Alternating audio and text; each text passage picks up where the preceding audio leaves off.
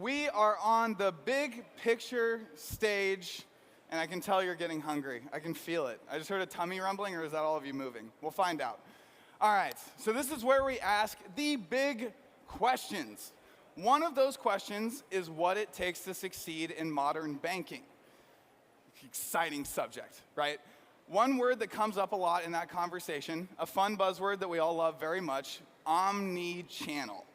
Bear with me though, I know it's a buzzword. Modern finance has more channels than your average cable TV provider. And as an American, I wrote that joke assuming that Europeans have cable TV providers. I don't know, but I hope that made sense to you. We've reached a point in our industry where we must meet our clients and customers where they are when they want to be met, right? Like right now, you're going to meet that food, and then you're going to come back and you're going to have this conversation. You're going to listen. It's going to be great, and it's going to meet you right in the right moment. It's going to create magic, just like the food you're going to get and coming back. This interview, moderated by Alessandro Hatami, author of Reinventing Banking, will dive into how organizations are developing a true omni-channel approach to banking. Basically, how do we delight and surprise customers in the moments that matter? So please, join me in putting your hands together for Alessandro, Charith, and bear with me, I hope I can pronounce this last one based on the first two, Marc. They're going to come up and educate us from some wonderful companies, and let's hear it for them. Morning, everyone. Huge crowd today. Wow, amazing. So, gentlemen, we are talking about omni-channel. Yes. So in a world where everything is digital, does that make any sense? Should we be still talking about omni-channel? What do you think, Marc? Should we? When we talked earlier, this whole omni-channel thing, it's like, well, 10 years ago called, it wants its verb back, or adjective back.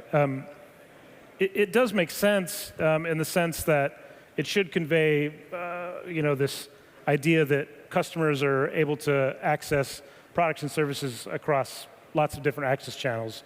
But I think that it's sort of evolved a little bit than sort of a one-size-fits-all word. Seems like an old-fashioned word, doesn't it, Charith? Do you agree? How is that? I think so. I mean, but I think like when we think about omnichannel now, it's really about, can I, as a customer, graduate across my channels, yeah? Like, I think a long time ago, banks looked at this as, hey, I've got a digital channel, and I've got a chatbot, and I've got a call center, and I've got a branch. But like, this convergence is what most people are going for. Now, is everyone there yet? Probably not, but it's a little bit old-fashioned, but I go back to this idea, yeah, like I'd say 10 years ago, I used to be able to buy my Nikes online and I couldn't return them on store. Today, I can. I can't do that yet with banking. I can't start a conversation with the chatbot and walk into the branch and be like, hey, I was talking to the chatbot, I'm trying to do X, can you help me? That part of the omni-channel experience isn't there yet. So I still think there's somewhere to go. Even though it's an old-fashioned term, we're not there to where some of the other industries have really gotten us. That's very interesting. I guess one of the big channels, especially for the larger organizations, is the fact that you build the different channels at different times with different people. So the tone potentially could be slightly different, and the content could be slightly different. How do you guys deal with that, Marc, in a big organization like yours? Yeah, it's a good question. From a technology perspective, which is where I sit most of the time, the whole point of trying to build a consistent customer experience is about building consistent interfaces so that the chatbot is using the same API as some mobile app or even a partner or some other interface, even down to things that are in the branch or an ATM. It's the same exact APIs, same exact interfaces, same exact pieces of information that have to get pushed from one thing to another, so that creates that consistent experience because there's a consistent integration, regardless of what that front door is. So Charith, I think one of the things that we see, I'm being an ex-banker myself, was the creation of different storage environments, storage data places for the customer information that were developed for that reason of the fragmentation that we had. Now, what we see sometimes, and what we saw in one of the organizations I was in, is using the digital data experience and then rolling that out to the other channels. What other examples of looking at how to deal with this multi-channel issue have you seen in the banks that you serve? Yeah, I mean, I think So to your point, like, I mean, all of this comes down to data, yeah? Like, when you think about how the data is being consumed for the channels, and as Mark said, the ability to actually transcend across those. So whether I'm coming in through a chatbot, a call center, et cetera, I'm having access to the same data. So it's the core banking transactions, it's the personalized recommendation, et cetera. So what I'm seeing that they're doing is really trying to create a data mesh of sorts or an ecosystem across their data so that they have access to that. And that's all the data from everything from the transactions that have hit the core banking system to the marketing information to kind of the sentiment that we've been able to extract using a machine learning off the call and being then able to surface that to any app. So what I mean by that is, so if I'm coming through on a chatbot, I still have the same information and I can still interpret it the same way and be able to respond in the same way. I think the key that I see with that information paradigm is that the only thing that banks can't do in a digital channel, today at least, is actually deliver you cash. Everything else is actually happening in exactly the same manner. The fulfillment, because the systems and the data is integrated, the fulfillment's the same. Okay, let's wait to get into crypto. We'll talk about it later. We can, yeah, the crypto side in terms of and what we're going to do with DeFi and Metaverse will be interesting, but not there yet. It doesn't mean that you want to read like 50-page disclosures in the mobile app, though. Exactly, yes. Right? I mean, this is not, you can't get cash. Okay, well, that's only sort of true because you can still use mobile at an ATM to get cash, in some cases. But I don't want to read disclosures on my phone. I don't want to actually, set up power of attorney on my phone. I don't want to, if I've got lots of accounts and things, some of those things just don't work on the mobile. At least, well, I should say they work, but they may not be preferable to a different channel. Very true, yeah. That's a really good point you made. So I don't want to be reading long documents on my phone, but is there a possibility, and the reason why these documents are so long is potentially historical. It's also potentially legacy that have happened. Is multi-channel pushing, do you think, big banks to actually rethink the way they do their compliance and their onboarding, et cetera, just to think differently and to understand how can I make the most of today's technology rather than using what was established 10, 15 years ago and just digitizing that? Absolutely. I mean, the contracts that you read or disclosures, all that stuff, they exist because the bank got sued at some point in time, right? Or, there was some legal case, or there's, some compliance regulatory reason that says you need to protect the consumer for whatever situation, those are all good things. But you have to make sure that you don't read 50 pages of disclosures on your mobile phone. So how do you get those things together, which is, get the product teams and the legal and compliance teams, your technology teams together and say, well, this is the customer experience that we want to craft, regardless of channel, that allows a customer to reduce as much friction as possible, but still protect the customer and protect the bank. I'm really curious about that. I mean, you described a kind of idyllic world where all these people sit together on the table and they talk in a happy way about getting a customer outcome. I think that is not as simple as you just described, because the compliance guy thinks, okay, this is compliance, this is what I do. The IT guy says, well, I have this much bandwidth I want to do, and the UX person is thinking, both of these options, both of these guys are taking me in the wrong direction. I need to have something that is more user-driven. Who wins in this dialogue? Who should be the one that leads it? And how can we make sure that the rest of the organization is aligned in a situation like this? This is like an impossible question to answer, right? Because, at some place at HSBC, there's a business owner, and that business owner is responsible for driving that discussion. That might not be the same thing as, maybe you look at a neobank or, other challengers or, charity organizations, not going to look like that either. So I can't really answer that, but, I'm an old product guy. I would say the product manager is the CEO of their product. They need to run that engagement, that exercise, and bring all the parties together.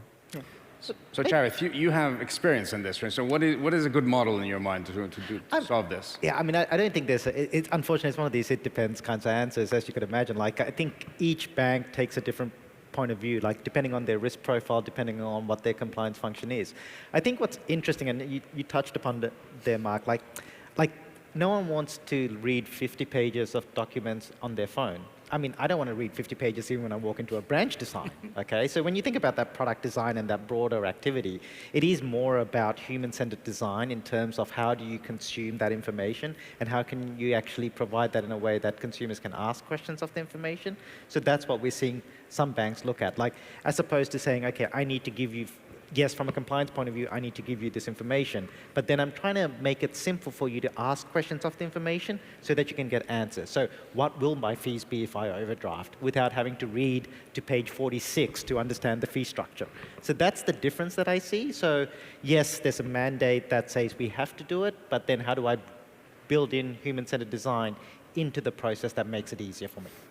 That's interesting. So who is responsible for the human-centered design? Is it the banker or is it the provider? Definitely the banker. I mean, like from a product design point of view, definitely the banker works through how they wish to do the human-centered design. Because I mean, part of that's competitive advantage, yeah? Like if you think about, you know, banks talk about how you can onboard in under 1 minute. Some banks, I still would have to walk into a branch to actually set up and sign on wet signature. So that's part of the competitive advantage. Banks leverage AML capabilities to then drive that sort of action into the market.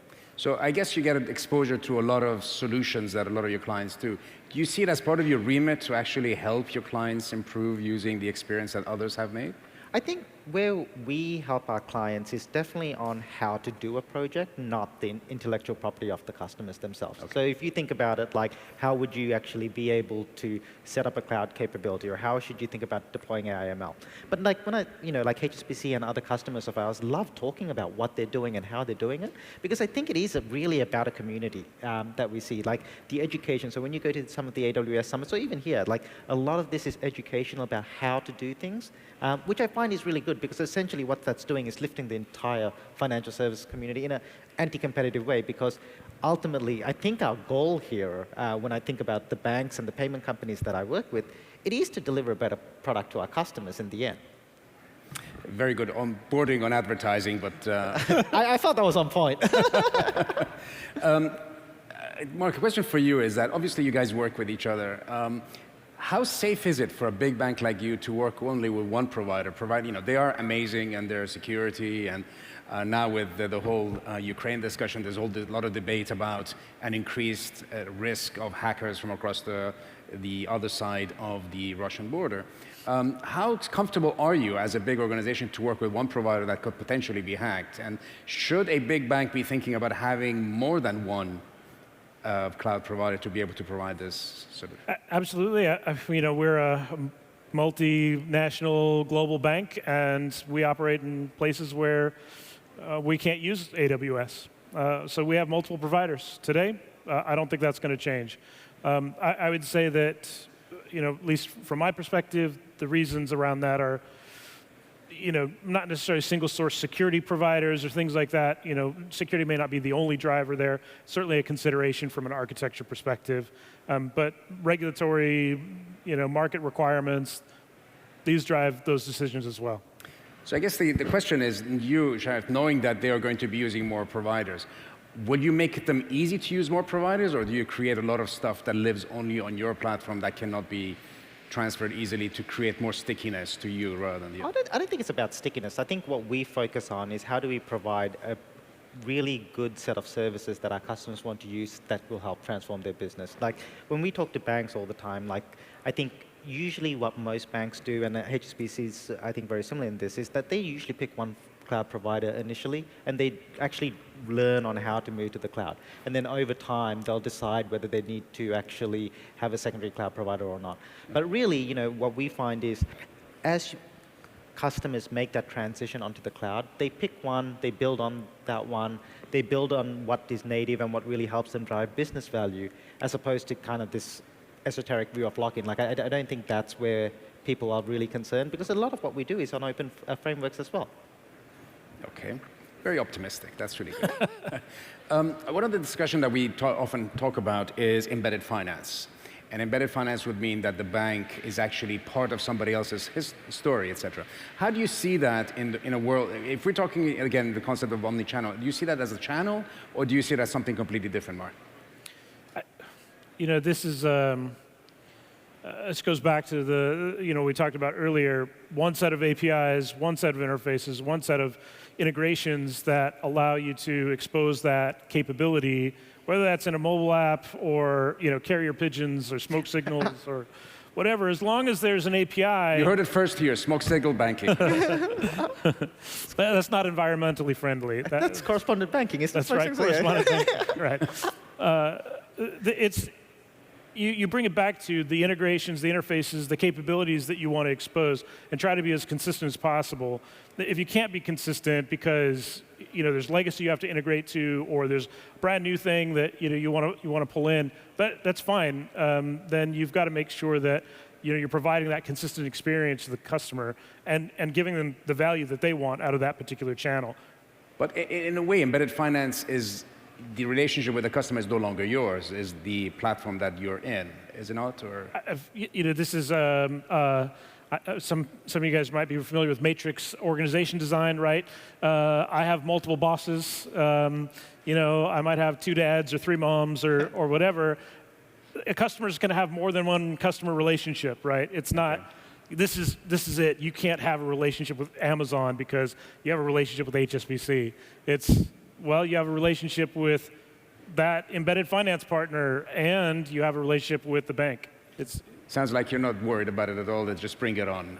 But that's the thing, yeah. I don't think one precludes the other, yeah. Because when you think about embedded finance, okay, and the point of that is how do I provide financing in the customer journey, yeah? Like, I don't dream about buying it, like I dream about buying a TV to watch the Super Bowl, the big 70-inch screen that I want to get for my apartment. I don't dream about getting the loan.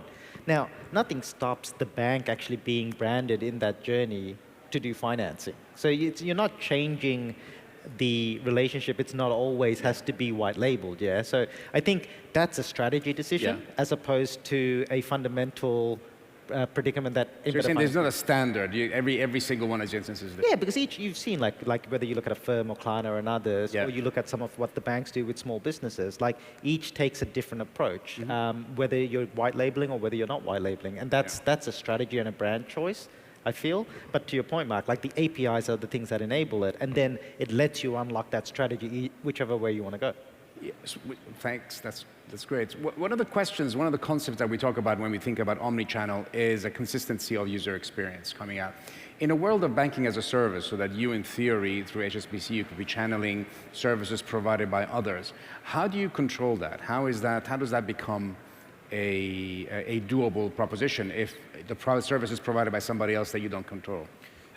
I think there's 2 sides of it. One is you sort of give it up and say, I can't control that, and here are my, let's say, standards, brand guidance, CX guidance, whatever, and trust that your partner is going to treat your customer in the same way that you do, or hopefully better, because you're giving that interface to them. And then the other side of that is you have the conversation and say, this is how we want to create that experience. This is how we have to craft that, that interaction.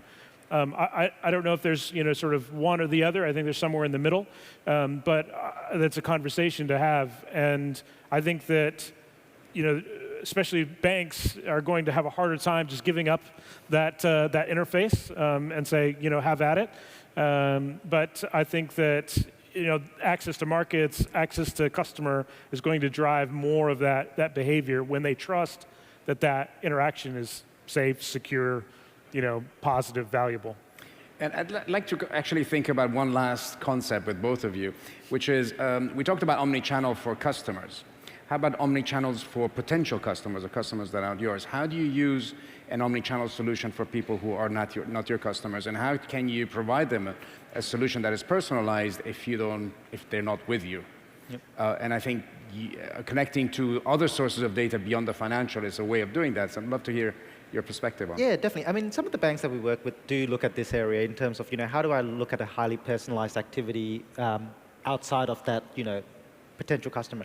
I think where that ties in is actually where, when you think about embedded banking, or how do we look at partner or first-party data sharing, which is at least within the privacy bounds, and being able to use that to go up market. So I'll give you an example. So like, I shop at Best Buys, okay? Like that's where I'm going through and you're seeing my search where I'm looking for a TV or I'm looking for my new Nintendo or whatever I'm doing. Now, the ability for a bank to place an ad in front of that customer that's in their journey to show them affordability is the option that you have. Now, that's where that capability of being able to expose that data and match first-party data within the privacy bounds that your customers allow, that's what we see.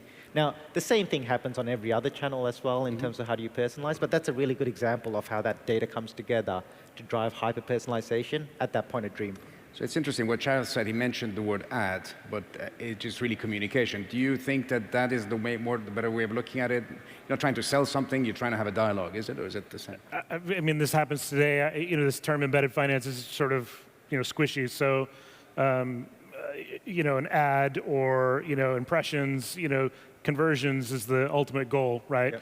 Yep. Turning an impression into a customer is what you want to do. So, as a bank, we want to, write more loans or, take more deposits. Ultimately, we're going to convert somebody to a customer. We just have a few more seconds left. I just wanted for you to leave in a very simple sentence. What is the future of omni-channel in your mind in today's DeFi, omni-channel, open banking, embedded finance world? You go ahead, one sentence. A lot of choice, a lot of value for customers in a way that is personalized to me in a way that I want to interact with the bank. Thank you, Charith. Yep. I think the same. I think. Oh, that's cheating. Okay. Ultra hyper-personalized, and I think for banks, it's about not limiting yourself to the known channels today, and whether it's metaverse, whether it's something else in the future, being ready to pivot to multitudes of channels. I think that's going to be the key. Brilliant. Marc, Charith, thank you very much for your time. Thank you. Thank you, everyone.